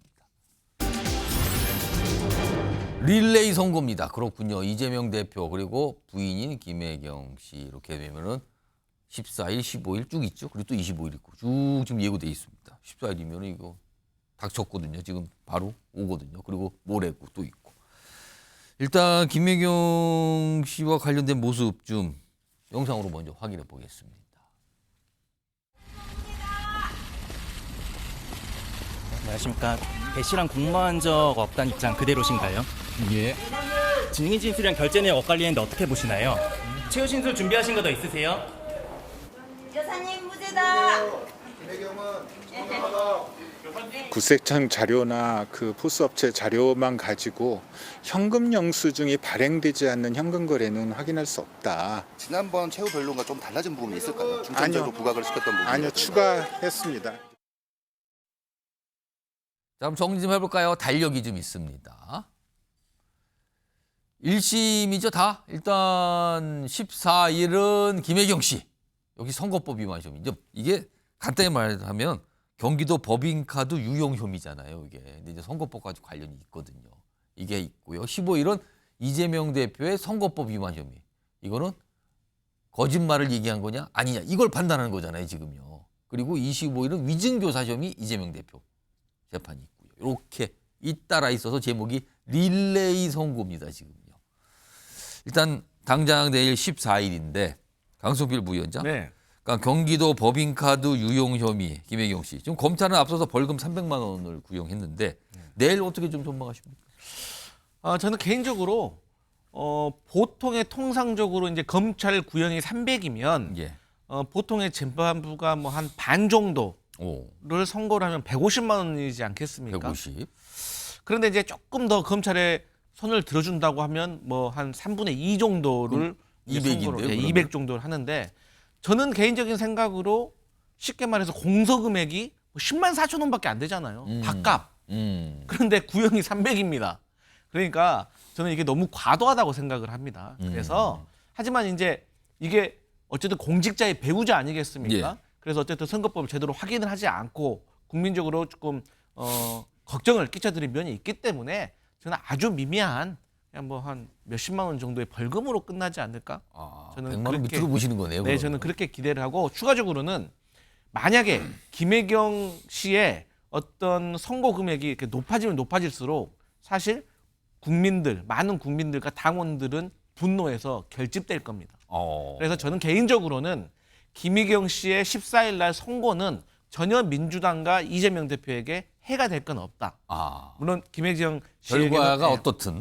그러니까 낮으면 낮을수록 다행인 거고 높으면 높을수록 당원을 결집시키고 많은 국민들이 김건희 여사와 관련해서 비교할 수밖에 없는 상황일 것이다. 저는 그렇게 보여집니다. 김천영 교수님. 이제 최근에 이제 재판이 사실상 끝나고 선고만 나쁘고 마지막 재판에서 이제 최후 진술이 있었는데 그때 김혜경 씨가 뭐 좀 부인을 했어요. 범행에 관여한 바가 없다고 부인하면서도 근데 본인이 생각해도 그 상황이 좀 의심스러운 건 사실이다. 이런 얘기 나왔는데 이거 어떻게 전망하십니까? 네. 이건 제가 볼 때 그 법카를 실질적으로 계산한 그 배모 씨에 대해서 좀 덤태기 하는 걸로 보이거든요. 그때도 보면 또 지시한 적 없다고 하는데 저는 이재명 대표 부부의 아주 전매 특허가 뭐냐면 몰랐다, 지시한 적 없다거든요. 이번에도 보면 저는 좀 이해가 안 되는 게 그 김혜경 여사 같은 경우는 전 현직 국회의원들 부인들을 만나는 자리에 경기도청 공무원인 배모 씨가 왔거든요. 그리고 배모 씨가 밥값을 계산했거든요. 그러니까 저는 어떤 도지사의 부인은 법적 행정적으로 아무런 위치에 있지도 않은데 어떤 사적인 만남에 경기도청 공무원이 마치 수행 부의서인 것처럼 오고 그렇다면 저는 김혜경 여사 나름대로 그 경기도청 공무원이 왔는 이유는 나름대로 밥값을 계산하러 온 거거든요. 그래서 저는 그 밥값을 계산하러 왔다는 부분들을 구체적으로 지시하거나 아니면 그런 것들을 사후에 보고받지는 않았겠지만 그래도 경기도청 공무원이 그 자리에 계속 왔다는 거. 그리고 다른 쪽의 법카 유형도 보면 그냥 김혜경 여사의 개인적인 밥값 이런 것들을 한 150여 차례에 걸쳐서 한 2천여만 정도 유용을 했다는 거거든요. 그 연장성산에서 보면 김혜경 여사는 결국은 그 자리에 왔던 경기도청 공무원이 밥값을 계산하러 왔다는 것 정도는 충분히 알고 있었을 것이다. 그런데도 지금 그 상황이 의심스러운 상황인 것처럼 이건 조금 빠져나가는 것처럼 보이고요. 두 번째 저는 이게 지금 전현직 국회의원 부인을 만나서 밥값을 계산하는 부분인데 이것이 대선 운동 기간에 벌어진 부분이거든요. 그래서 저는 이 부분이 이 경기도 법인 카드를 썼다는 부분이 더 문제라고 봅니다. 왜냐하면 이 법인 카드라고 하는 게 결국 국민의 혈세거든요. 그렇기 때문에 개인이 부담해야 될 돈을 법인 카드로 계산했다는 것은 결국 세금 횡령에 해당하는 부분이고 또 어떻게 보면 좀 심하게 얘기하면 부정 축제에 당할 수 있는 부분이 있거든요. 그렇기 때문에 저는 내일 검찰 구형에서 한다면 저는 아마 검찰의 구형량처럼 굉장히 높은 형량이 나올 가능성이 크다. 왜냐하면 이거는 어떤 법의 엄정함을 좀 보여야 될, 경종을 올려야 될 필요가 있다고 보이거든요. 그래서 저는 마지막으로 만약에 지금 김혜경 여사에 대한 이 기소가 됐는데 그 자리에서 밥을 얻어먹은 전 현직 국회의원들의 부인들에 대해서는 그럼 어떻게 할 거냐. 보통 보면 밥을 얻게 먹게 되면 선거법에 따르면 50배 이하의 50배. 어떤 최대 벌금을 50배. 해야 되는 게 있거든요. 근데 거기에 대한 아직 아무런 조치가 이루어지지 않는 것 같아서 그 부분에 대한 후속 조치도 좀 필요하다 이래 보입니다. 일단 내일 기다려봐야 되고요. 그리고 오늘 법원이 판단했죠. 이재명 대표 1심, 그러니까 15일 재판과 관련해서는 생중계 뭐 요구들이 좀 있었잖아요. 근데 그거에 대해서 생중계 안 하기로 했다는 결정을 했는데 화면 좀 보겠습니다. 이겁니다. 생중계 안 합니다라고 하면서 법익을 종합적으로 고려했는데 뭐 적합하지가 않아서 촬영 중계 안 하는 걸로 이렇게 결정이 났는데 이와 관련해서 오늘 여당에서 좀 나온 목소리가 좀 있어요. 들어보겠습니다. 법원에서 아마 여러 가지 고려를 해서 생중계를 하지 않기로 결정을 한 것 같습니다. 아쉽지만 판단을 존중합니다. 다만 이재명 대표는 지금 줄기차게 본인의 무죄를 주장하고 있기 때문에 지금이라도 재판부에 생중계 요청을 당당히 해주시기를 촉구하고 또 기대합니다. 자, 요거는 이제 법원의 결정인데 두 분 패널 의견 좀 제가 들어보죠. 김철원 교수님, 강성길 부위원장 이 순서로. 김철원 교수님. 일단 뭐 피고인 이재명 대표의 어떤 사적 이익하고 어떤 국민의 알 권리라는 공익 사이에서 아마 재판부가 굉장히 고심을 한 것처럼 보이거든요. 근데 저는 조금 깊이 들어가 보면 오히려 어떤 그동안 민주당에서 해왔던 어떤 사법부의 압박 그리고 약간 강원 전략이 좀 통한 게 아닌가. 그동안 보면 민주당에서 주말마다 장애 집회를 하고 또 이재명 대표의 어떤 뭐 상방울 대북 선거과 관련한 이화영 지사에 대해서 조금 중형을 내린 판사에 대해서는 지금 탄핵 서명 운동도 벌이고 있는 상황이거든요. 거기다가 아마 내년 예산에 있어서는 또 사법부에 한 250억 정도의 예산 증액을 해준다는 강원 전략을 통해서 어쨌든 저는 좀 그런 전략들이 맥혔기 때문에 재판부에서 생방송 불허라고 하는 그런 전략이 맥힌 게 아닌가 이렇게 보이고 저는 오늘 생방송 중계가 뭐 불허되는 걸 보면서 이런 것들이 15일 선거에도 조금 영향을 부정적 영향을 미칠 수도 있다. 왜냐하면 지금 사법부에서 판단한 부분이 있어서 어떤 법리적 판단뿐만 아니라 여러 가지 정치적 고려도 하고 있는 것이 아닌가. 그래서 아마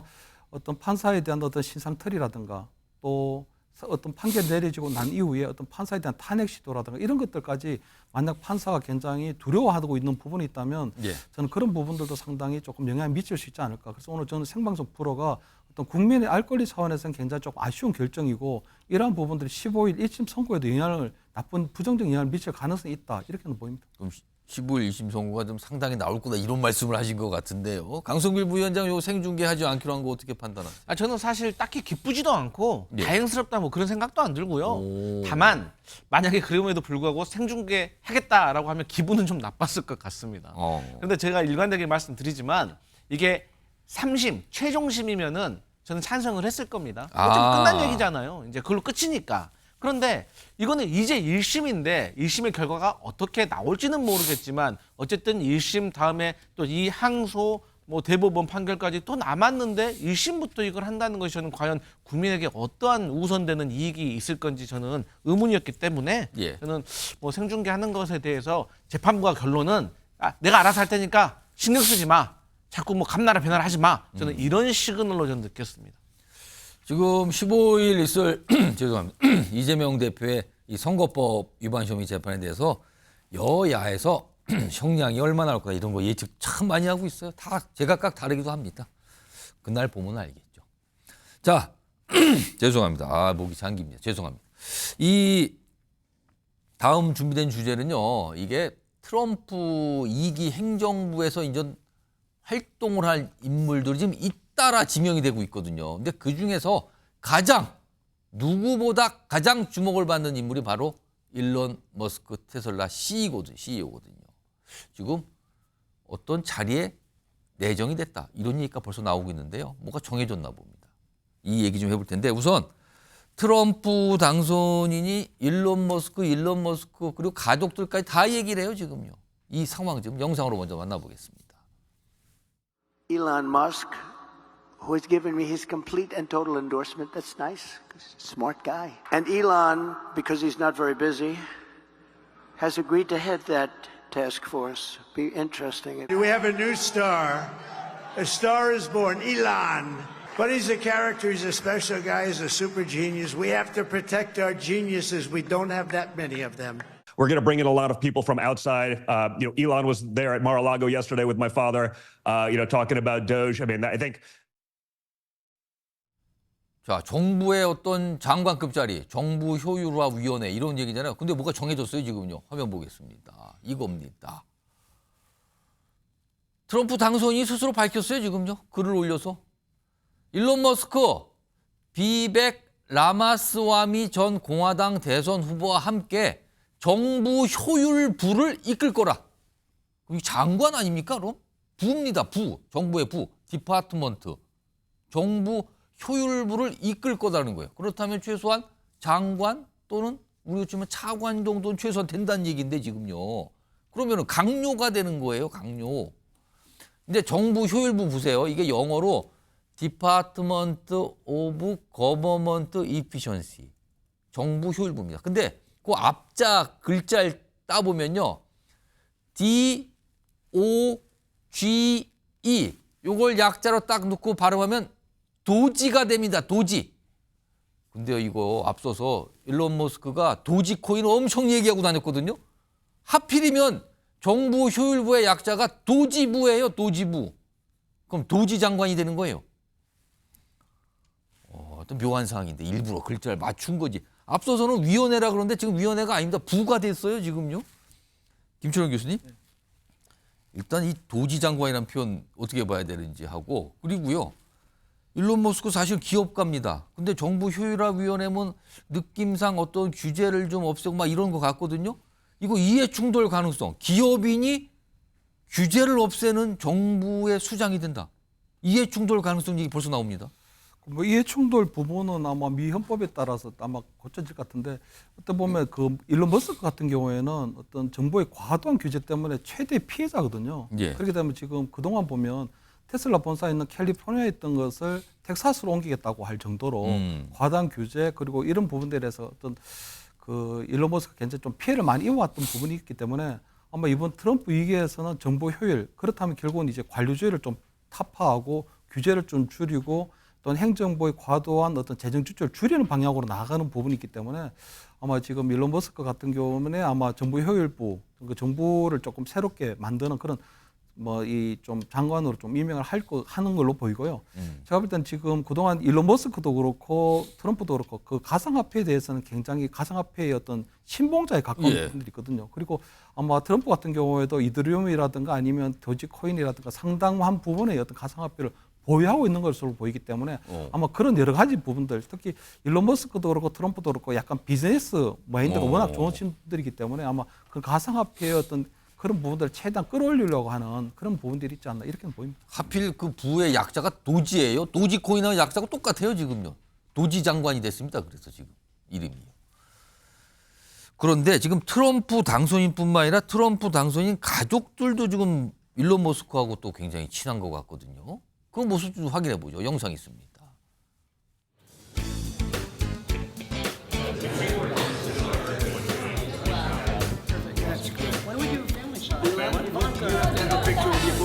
We have to get Elon with his boy. Okay. Absolutely. A gorgeous, perfect boy. almost adopted him.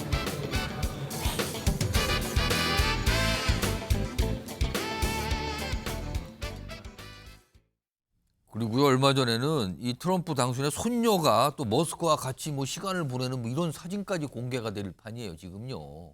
이런 내용, 이런 사진까지 나와요. 일론이 삼촌지를 얻는 중 삼촌이 됐어요.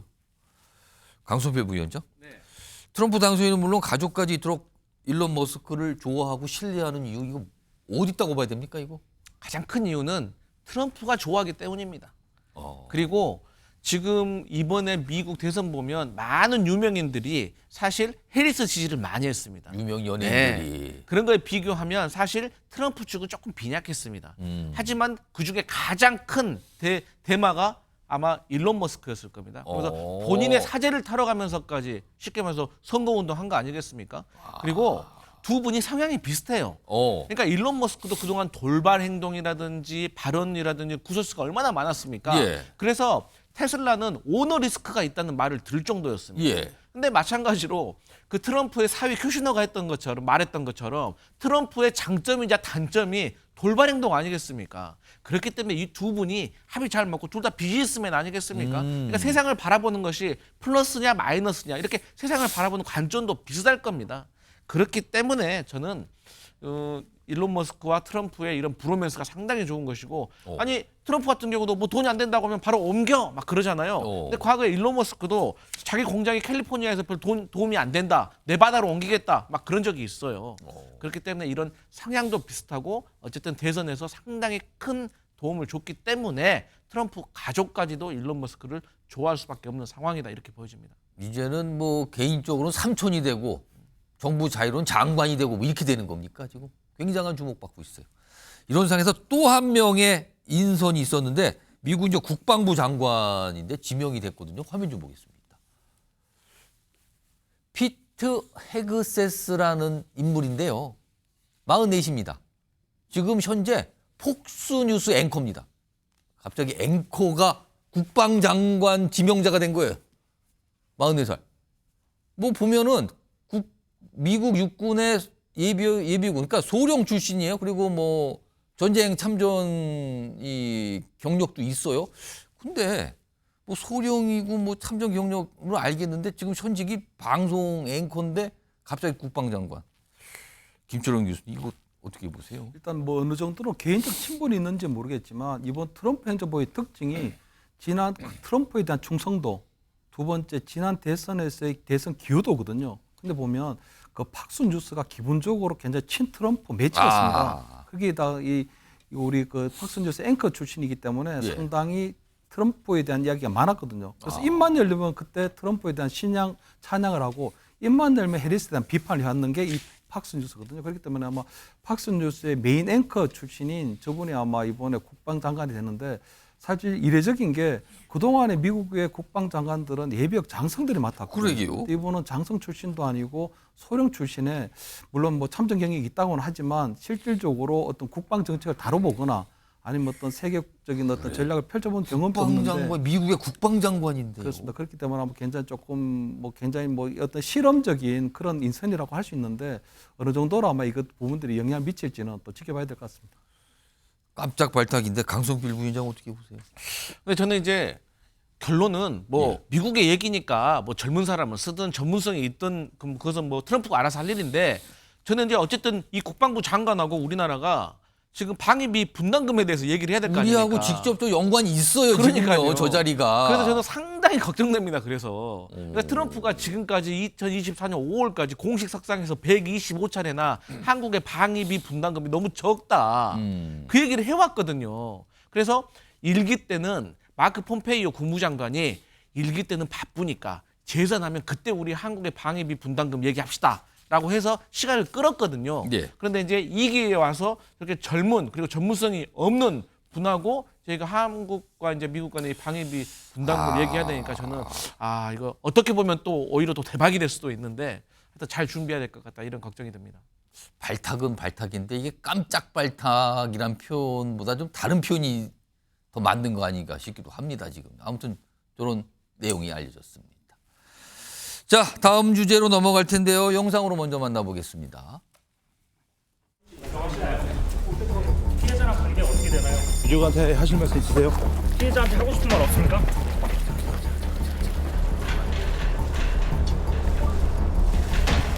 왜 여기에 유기하셨어요? 왜 화천까지 오셨나요? 지금 현장 검증 오셨는데 혹시 당시 유기 상황이 명확히 기억이 나세요?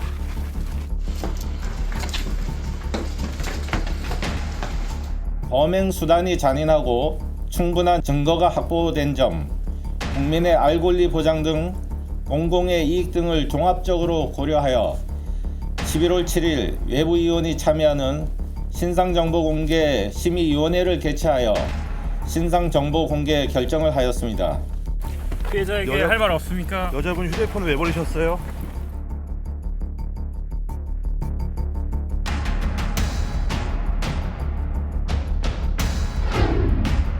자, 많은 사람들 깜짝 놀랐던 이 사건, 시신 훼손 유기장교 신상 공개됐습니다. 오늘 38살 양광준 저 모습, 사진 속의 저 모습입니다. 화면으로 좀 더 자세하게 전해드리겠습니다. 화천 북한강 시신 훼손범 살인사건입니다. 신상 공개됐는데요. 이름 양광준 38, 현역 육군 소령입니다. 군인 신분은 처음 공개됐다 이렇게 나오는 건데 우선 많은 분들이 이미 알고 계시지만 우선 안희성 변호사 나와 계신데요. 이 양광준 무슨 일을 저지른 건지 이거 간략하게 다시 한번 좀 설명해 주시죠. 일단 지난 25일이었습니다. 예. 일단 사건이 처음 인지가 된 것은 11월 2일.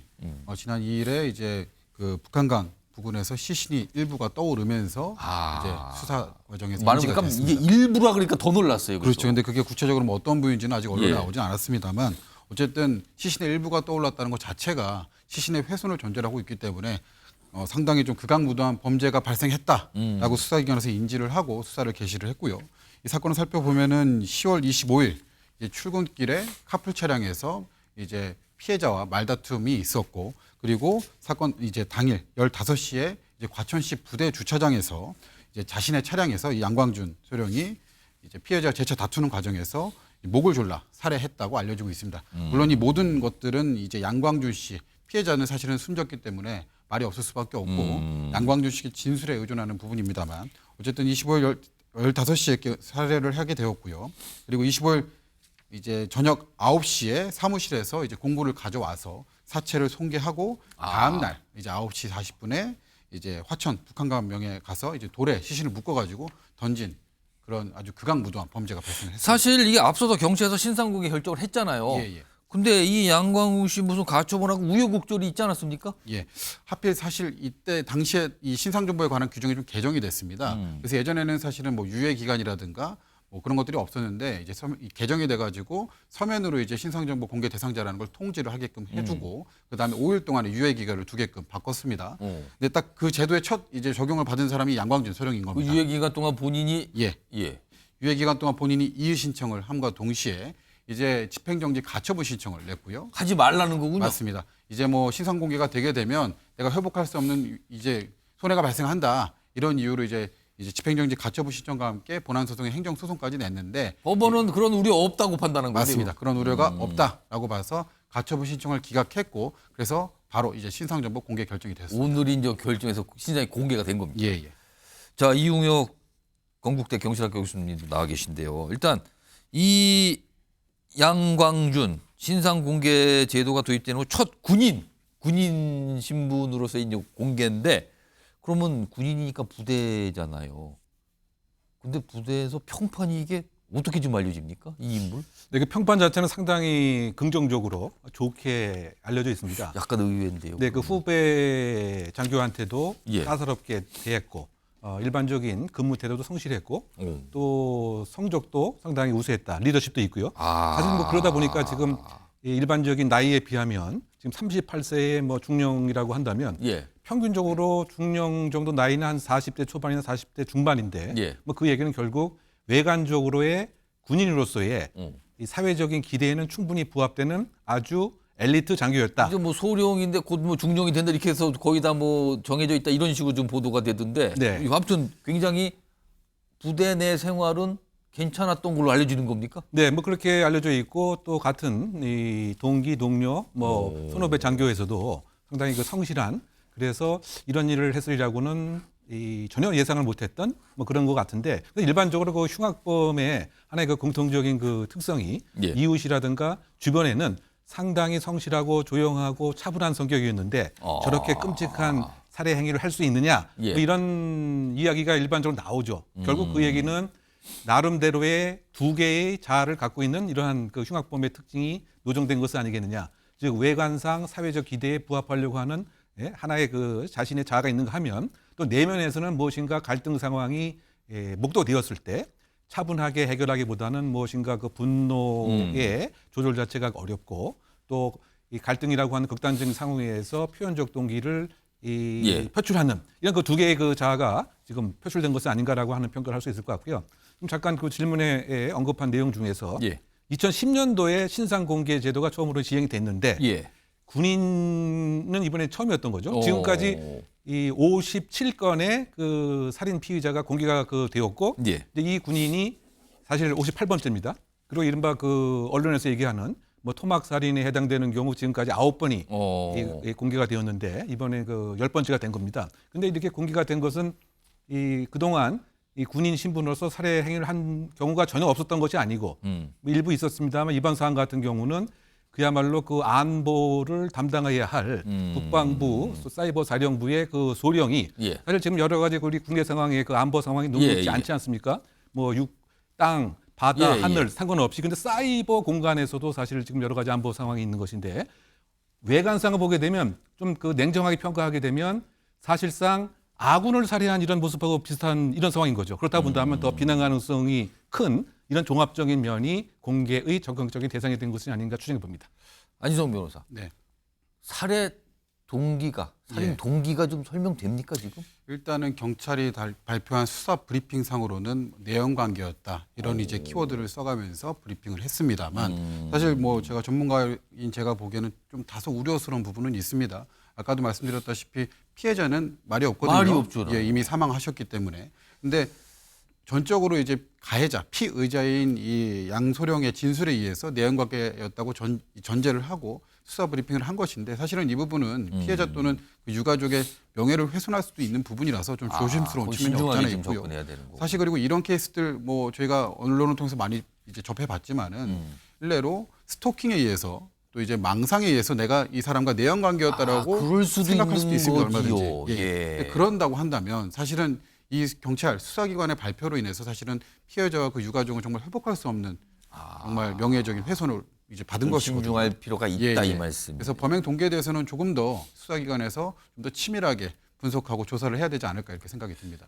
이훈혁 교수님, 사실 이 범인 처음에는 뭐 우발적이라 이렇게 얘기를 했다는데 지금 보면 여러 가지 계획적이라는 정황이 좀 나오고 있다면서요, 지금요? 어떤 게 있습니까? 지금? 네, 그 대표적인 그 사례는 예. 이 당일날 그 카풀을 하면서 그 안에서 다투었는데 예. 다투고 나서 자신의 그 사무실로 복귀해서 한 첫 행위가 위조 차량 번호판을 제작하는 방법을 포털 사이트에 검색을 한 것이죠. 번호판을 위조해서 보이게 하는 방법을 찾아봤다는 거예요? 그렇죠. 이제 그 얘기는 결국은 마음속의 그 지도상에서 끔찍한 살해 행위를 하고 나서 발각과 검거를 불가능하게 하기 위해서는 차량으로 이동을 해서 사실상 시신을 유기하려고 하는 이런 그 마음속의 지도가 사전에 있었다고 하는 방증이고 예. 또 그 부분에 있어서 본인도 사실상 그 수사관에게 프로파일러에게 처음부터 살해할 마음이 있었다라고 자백을 한 점. 예. 그리고 더 핵심적인 것은 차 안에서 있었던 소위 그 범행 살해 그 도구 자체가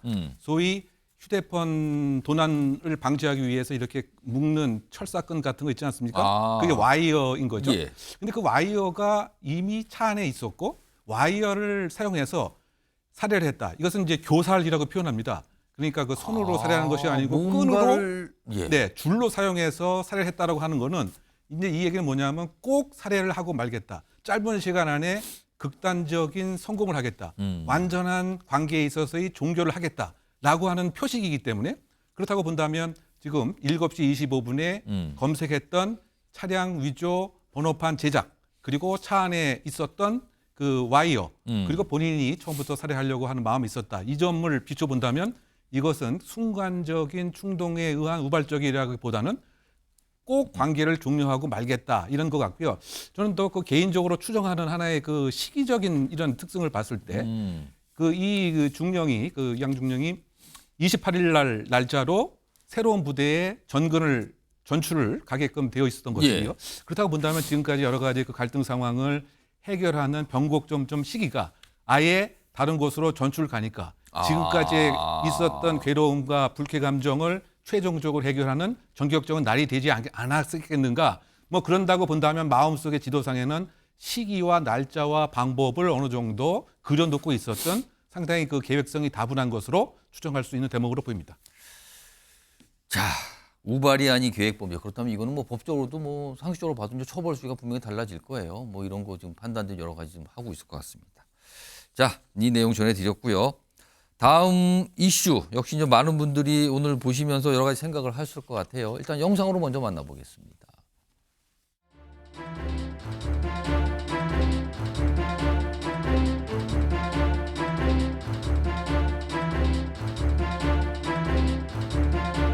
소주 3병 마셨다는 진술도 나왔는데 정확히 그날 몇 잔 마신 거예요? 죄송합니다. 반성하겠습니다. 마지막인데 억울한 점이 있습니까? 메모리 카드 직접 제거하신 거 맞으실까요? 매니저한테 대리다수 부탁한 적 없다는 입장은 그대로신가요? 검찰 소집시작 두고 따로 하실 죄송합니다. 끝나고 말씀드리겠습니다. 죄송합니다. 끝나고는 죄책감 있나 의문이다. 법원이 이렇게 판단했습니다. 김호중 징역 2년 6개월이 오늘 선고가 됐습니다. 1심입니다. 화면으로 정리해보죠. 검찰에서는 징역 3년 6개월인데 오늘 법원 1심 법원은 2년 6개월 선고를 했어요. 그러면서 이런 얘기를 해요. 뭐 무책임하게 도주, 허위자수, 변명, 뭐 뒤늦게라도 책임 인정한 점 이런 거 뭐 합의는 거 고려하지만 이런 설명이 나왔다는 거예요. 그리고 오늘 김호중 씨 이런 구형이 나왔을 때 약간 보도를 통해서 어떤 표정이 전해지거든요. 화면으로 그것도 보죠. 좀. 내용 보겠습니다. 징역 2년 6개월 이게 선고될 때 두 손 모으고 듣다가 선고에 한숨을 내셨다. 이렇게 또 전해지고 있습니다. 안지성 변호사. 예. 징역 2년 6개월. 그러니까 음주 뺑소니 뭐 이런 거잖아요. 네. 이거는 중형입니까? 아니면 보통입니까? 어떻게 판단하십니까? 자, 일단 뭐 결론부터 말씀드리면 중형은 맞습니다. 아주 일반 세게 나온 겁니까? 예, 그렇죠. 이제 뭐 여러 가지 뭐 사회에 해악을 끼친 점은 많이 있지만 어쨌든 초범인 점을 고려했을 때는 중형인 것은 맞고요. 다만 이제 검찰에서 구형한 것이 징역 3년 6개월인데 예. 이 점에 비춰보면은 이제 일반 국민들 시각에서는 그보다 낮은 형이 선고가 예. 됐기 때문에 어느 정도 선처를 받은 것이 아니냐라고 생각하시는 분들도 계시겠지만 일반적으로 검사의 구형은 사실은 이제 선고 형량 자체가 이제 보통 50%에서 70% 정도 그 수순에서 선고가 되기 때문에 그것을 고려해서 조금 더 과하게 구형을 합니다. 그런 것을 고려한다면 사실 2년 6개월 조금 더 이제 과했다고 볼 수 있고요. 근데 사실은 검사가 3년이 아닌 3년 6개월을 구형했다는 것도 사실은 집행유예가 나와서는 안 된다라는 의중을 표현한 것이거든요. 3년. 그렇죠. 이제 3년 이하형을 선고할 때만 집행유예를 할 수 있기 때문에 그거를 하면 안 된다. 예. 그래서 검찰의 그런 강력한 의중을 드러냈고 재판부는 그 의중을 받아들여서 사실은 집행유예가 아닌 실형을 선고한 것입니다. 물론 이 점에 대해서는 김호중 측에서는 당연히 바로 항소를 할 것으로 보이고요. 항소심에서 여러 가지 사정 변경이 또 있을 수 있겠지만은 또 판단을 한번 기다려 봐야 될 것 같습니다. 이동혁 교수님, 지금 김호중 씨의 경우 피해자가 합의도 하고 또 피해자가 탄원서 내고 그랬어요. 근데도 법원이 굉장히 이제 중형이라고 설명했는데 이런 결정을 내린 건데 글쎄요, 사법당국이 약간 본보기를 세우려 한다. 뭐 이런 시각도 있던데 이거 어떻게 판단해야 될까요? 뭐 그런 것도 상당 부분 비공식적으로 작동했을 가능성이 크다고 생각이 되는데요. 지금 사실 김호중 씨의 그 행위 자체는 그 운전을 하면서 하지 말아야 될 것을 그야말로 종합적으로 한 셈이죠. 더군다나 그 핵심은 이것을 회피하기 위해서 정당한 국가의 사법 수사 작용을 그야말로 팀을 짜서 아예 직접적으로 회방을 놓는 이런 행위. 사실 그 외국 같은 경우는 이거는 전격적인 사법 방해죄에도 해당될 가능성이 있는 것인데요.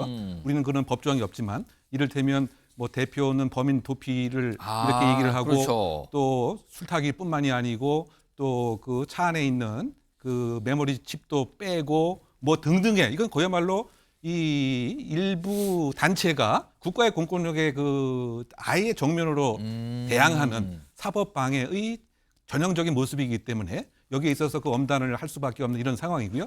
더군다나 또 다른 그 모습은 이른바 그 사법 적극주의가 필요하다. 바꿔 얘기하면 이 사항을 이 전 시민이 다 관찰을 해서 본의 아니게 아주 효과적인 학습의 매개체가 됐다. 예. 그래서 이 사건 이후에 지금 현장에서 이른바 그 김호중 따라하기에 관한 이른바 그 술타기에서부터 술타기 수법 뭐 이런 것들이 지금 아주 그 만연하고 있기 때문에 그러니까 일단 음주 이런 데 뭐 단속될 것 같으면 일단 도망가고 가서 막 술 사다 그냥 마셔버린다 이거죠. 그렇죠. 지금은. 뭐 편의점에 가서 벌컥벌컥 맥주를 마시는가 하면 나 그래서 지금 마셔서 지금 알코올 이거 저 혈중 알코올 농도 나오는 거다 이런 그렇죠. 거라는 거죠 지금. 네, 그럼 음주운전 뭐이라고 하는 것 자체가 상당한 부분 존재할 수 없는 이 국가적인 어떤 사회적인 위기가 될 수 있기 때문에 이것에 이제 그 경종을 울리는 차원에서의 뭐 사법 적극주의의 그 발현 또 이번에 있어서의 그 중형을 부여하게 된 숨은 요인이 아닌가 평가해 봅니다.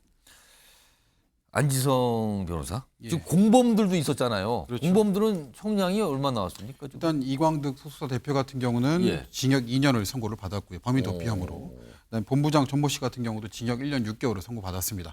매니저, 이제 대신해서 자수했던 매니저만 사실 실형을 면한 것인데요.